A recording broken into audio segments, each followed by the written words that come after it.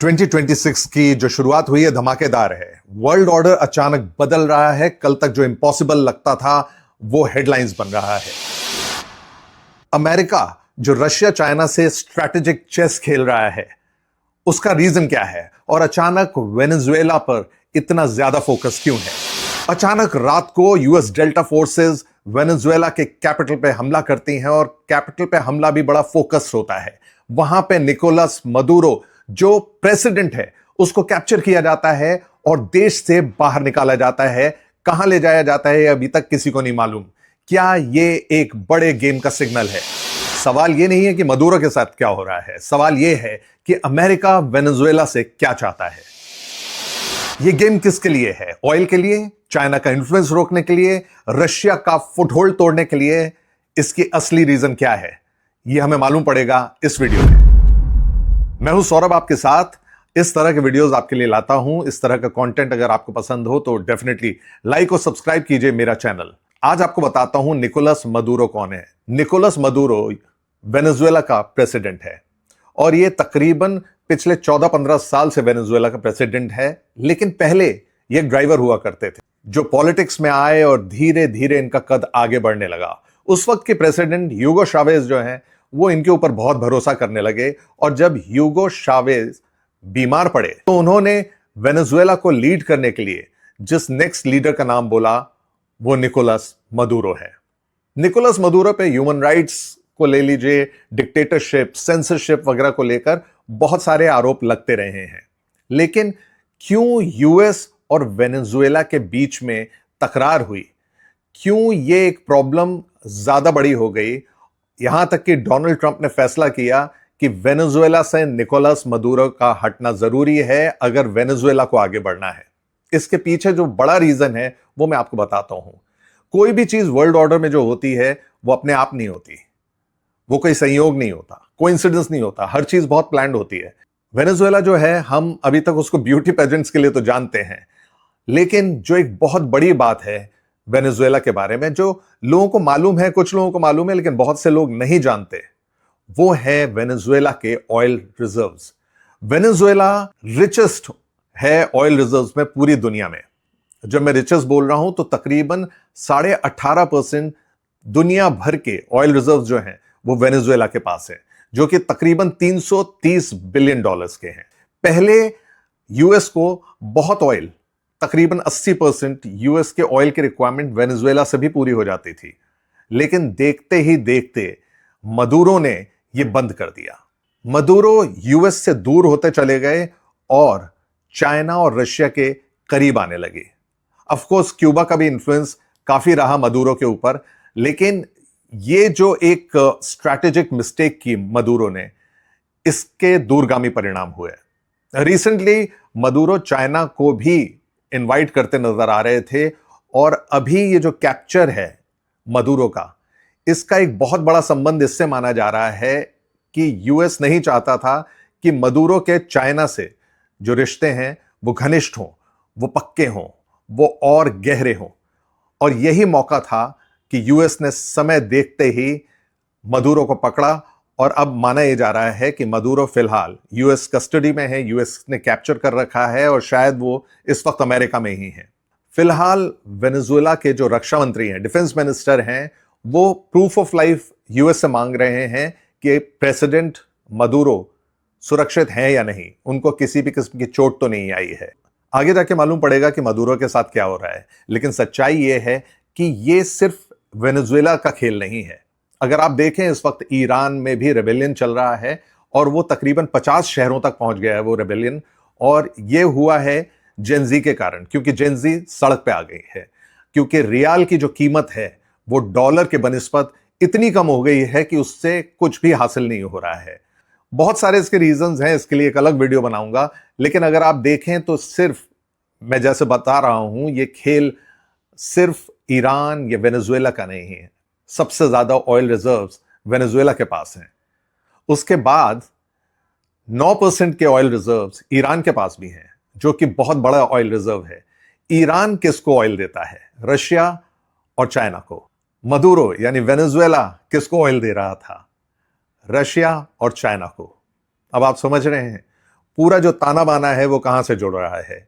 अगर ईरान की रेजिम गिरती है, जो कि अपने आप में बहुत बड़े डिक्टेटर्स हैं, अली खामनेई, अगर वो रेजिम नहीं रहती है और वहां पे नई रेजिम आ जाती है, तो वो ऑफ कोर्स यूएस को फेवरेबल होगी, वेस्टर्न अलायंस को ज्यादा फेवरेबल रेजिम होगी। सिमिलरली वेनेजुएला, जो कि अब ऐसा लग रहा है कि वहां पे भी रेजिम चेंज बिल्कुल निश्चित है, वो भी अब यूएस की तरफ फ्रेंडली रहेंगे। फायदा किसको? यूएस को। नुकसान किसको होगा? दोनों ही तरफ से, रशिया और चाइना को, जो कि साथ में गठजोड़ बना के चल रहे थे। रशिया, ईरान और चाइना, इनका गठजोड़ था। अगर ईरान और वेनेजुएला ढह जाते हैं तो रशिया और चाइना की ऑयल रिक्वायरमेंट कौन पूरी करेगा? यह अपने आप में एक बहुत बड़ा खेल है। और अगर रशिया और चाइना की ऑयल रिक्वायरमेंट पूरी नहीं होती तो फिर क्या होगा? रशिया के पास ऑयल है लेकिन चाइना के पास नहीं है। फिर चाइना के पास सिर्फ एक कंट्री, सिर्फ एक देश बचेगा जिससे चाइना ऑयल ले सकता है, और वो है रशिया। जो चाइना के पास ऑप्शंस हैं वो धीरे धीरे कम होते जा रहे हैं। सिमिलरली ईरान के गिरने के बाद, ईरान के ढहने के बाद, रशिया के भी जो कहना चाहिए एलाइज, वो कम हो जाएंगे। रशिया भी कमजोर पड़ेगा। रशिया के मित्र जो हैं वो कमजोर पड़ जाएंगे, और इस तरह से पुतिन को सीज फायर के लिए मजबूर किया जा सकता है। पुतिन को टेबल पे लाया जा सकता है ताकि नेगोशिएशंस हों और यूक्रेन को दोबारा बहाल किया जा सके। लेकिन क्या यह सिर्फ यहीं तक सीमित रहने वाला है? क्या सिर्फ पुतिन को नेगोशिएशंस तक लाना चाहते हैं, या पुतिन को भी रशिया की गद्दी से हटाया जाना है? यह बड़ा सवाल है। इसका तो आंसर बाद में मालूम पड़ेगा। वो इस बात पे बहुत निर्भर करेगा कि ईरान की रेजिम चेंज होती है या नहीं। अगर दूसरी तरफ रशिया और चाइना को कॉर्नर कर दिया गया तो यूएस का वर्चस्व एक बार technology wise, military wise, financially फिर बढ़ जाएगा।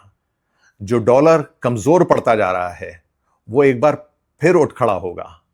ब्रिक्स नेशन जो अपनी करेंसी, अपना जो व्यापार का तरीका, अपना बिजनेस का नया तरीका देख रहे थे, कहीं ना कहीं उसको भी चोट लगेगी। इसका मतलब है अमेरिकन डोमिनेंस जो है उसको फिलहाल खत्म करना मुश्किल हो जाएगा।